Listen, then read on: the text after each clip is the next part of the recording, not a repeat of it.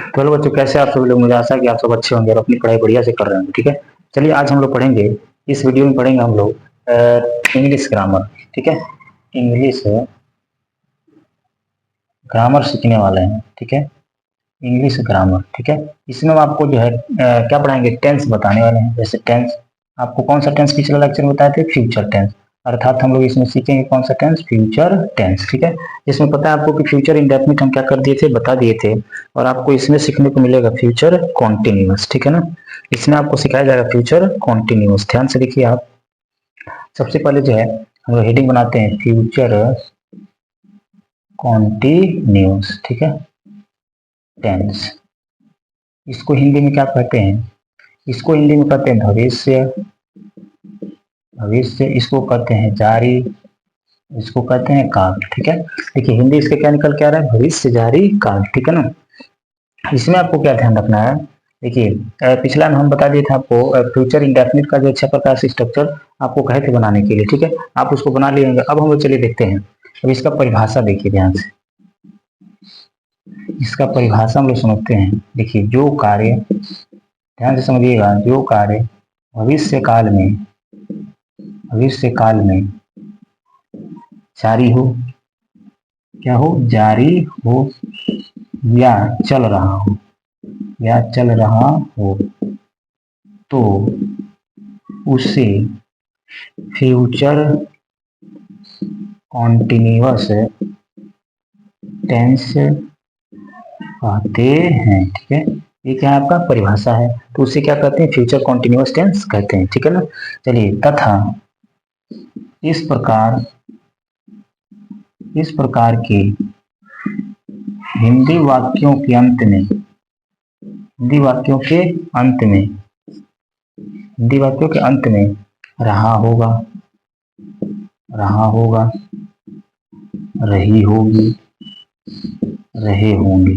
ठीक है, रहा होगा, रही होगी और रहे होंगे, ये इसका पहचान है। ठीक है ना, ठीक है, सबसे बड़ी बात है पहचान सीखना, स्ट्रक्चर सीखना, स्ट्रक्चर के माध्यम से इंग्लिश को बना लेना। ठीक है ना, तो इसमें आप देखिए, इस अंत में क्या था? रहा होगा, रही होगी और रहे होंगे। ठीक है, ये इसका पहचान है। ठीक है, चलिए हम अफर्मेटिव का स्ट्रक्चर देखते हैं। सबसे पहले आपको देखना है अफर्मेटिव का स्ट्रक्चर। देखिए सबसे पहले क्या होगा? सब्जेक्ट प्लस शैल या विल। क्या होगा? शैल या विल प्लस क्या लगाएंगे? बी। अब वर्ब का कौन सा फॉर्म? चौथा फॉर्म, प्लस क्या होगा? ऑब्जेक्ट। ठीक है, आपको देखिए बताए थे कि कोई भी कॉन्टिन्यूअस टेंस उसमें वर्ब का कौन सा फॉर्म लगता है? चौथा फॉर्म। बिल्कुल नियम लागू हो रहा है। ठीक है, अब इसका हेल्पिंग वर्ब क्या है? शैल या विल के बाद क्या लगा दे रहे हैं? बी लगा दे रहे हैं। बस यही मेन इंपॉर्टेंट है। ये हेल्पिंग वर्ब आपको अगर याद हो तो बाकी सारा स्ट्रक्चर आप बना लेंगे, और स्ट्रक्चर बना करके आप आसानी से इंग्लिश को क्या कर सकते हैं? आगे बढ़ा सकते हैं। ठीक है, तो इसमें क्या करना है, ये इसका मेन मतलब अफर्मेटिव का स्ट्रक्चर है। अब हम चाहें तो इसको 6 प्रकार से बना सकते हैं। ठीक है, 6 प्रकार से कैसे बनाएंगे? निगेटिव बनाना होगा, तो सब्जेक्ट प्लस शैल या विल के बाद क्या लगा देंगे? नॉट। तब क्या लिख देंगे? Be plus B four plus क्या लिख देंगे? ऑब्जेक्ट लिख देंगे। ठीक है, ये हो गया आपका निगेटिव हो गया, राइट।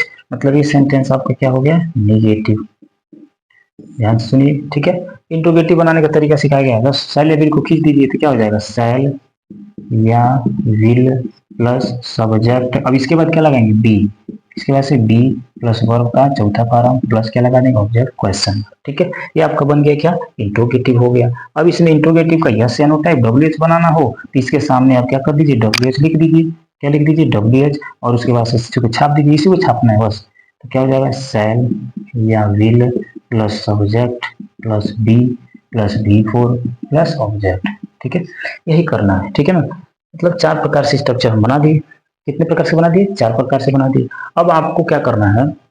दो और बना लेना है। दो और बनाने में क्या जाता है? बस इसके आगे, बस इसी के आगे क्या लगा दीजिए? नॉट लगा दीजिए, यानी कि शैल या विल प्लस क्या? Not plus subject plus B four plus क्या? ऑब्जेक्ट।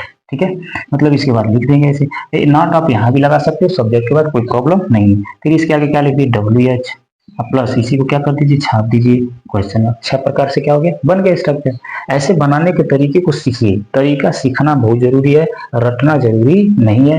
रट कर शायद आप नहीं कर पाएंगे, बहुत समस्या होगा, प्रॉब्लम होगा रटने में। ठीक है ना, इसलिए इन सारी चीजों को सीखना बहुत जरूरी है, ध्यान से जो है समझना बहुत जरूरी है, राइट। अब हम लोग चलते हैं एग्जाम्पल की तरफ देखिए, थोड़ा इसके एग्जाम्पल 2-3 देख लिया जाए, नोट कर लिए होंगे आप, बढ़िया से इसको नोट कर लीजिए और स्ट्रक्चर को बार बार बनाने का प्रैक्टिस कीजिए, ठीक है ना, ताकि आपको पता चले कि कैसे स्ट्रक्चर बन रहा है और कैसे जो हम एग्जाम्पल कर रहे हैं, ठीक है।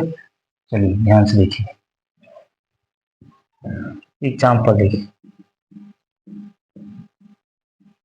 एग्जाम्पल क्या कर रहे हैं, जैसे वह स्कूल जा रही होगी, जा रही होगी, ठीक है। देखिए अफर्मेटिव का है। अब इसमें क्या करना है, वह स्कूल जा रही होगी, यह जो है देखिए ये कौन सा टेंस है, जा रही होगी, रहा होगा, रही होगी, किसमें आता है, फ्यूचर कॉन्टिन्यूअस में आता है, ठीक है।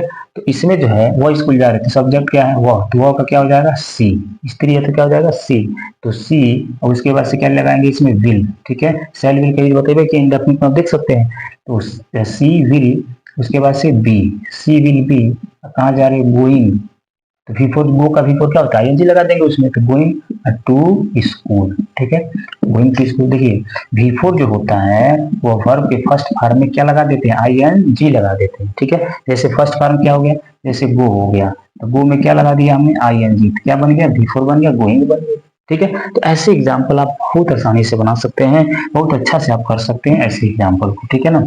तो इसमें अब आप देखिए ध्यान से, इसका निगेटिव बनाना हो तो C will not be going to school हो जाएगा, ठीक है। फिर क्या हो जाएगा, इंट्रोगेटिव बनाना हो तो क्या हो जाएगा, C will C will C be going to school, ठीक है। क्वेश्चन मार्क डब्ल्यू छाप लीजिए, तो Y will C be going to school.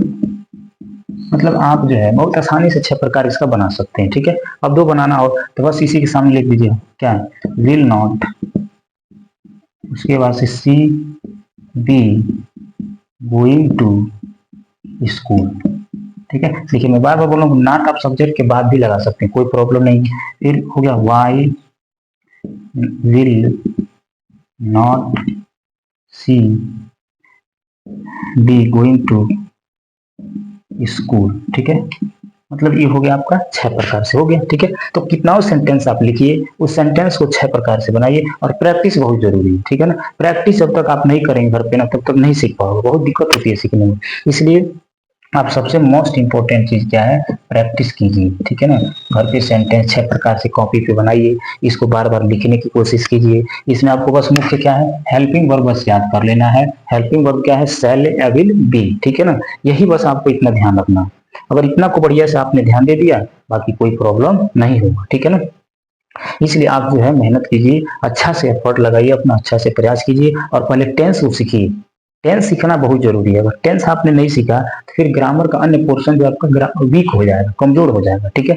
और आप उसको अच्छा से नहीं सीख पाएंगे, दिक्कत होगा हो जाएगा, ठीक है ना। इसलिए टेंस को आप मजबूत कीजिए। टेंस सारे टेंस को आप देखिए, टेंस समाप्त होने वाले हैं, जैसे टेंस समाप्त होंगे वैसे हम अगला टॉपिक वाइज पढ़ाएंगे, नरेशन पढ़ाएंगे, एडवांस ग्रामर पढ़ाएंगे, यानी सारे टॉपिक आपको लाइन से क्या होता जाएगा, मिलता जाएगा, ठीक है ना। और आप सीखते रहिए, पेपर तक अच्छा से बने रहिए, अच्छा से मेहनत करते रहिए, सारी चीज आपको सिखाया जाएगा और पूरा जो है ऑब्जेक्टिव क्वेश्चन भी जो है करवाया जाएगा, ठीक है ना।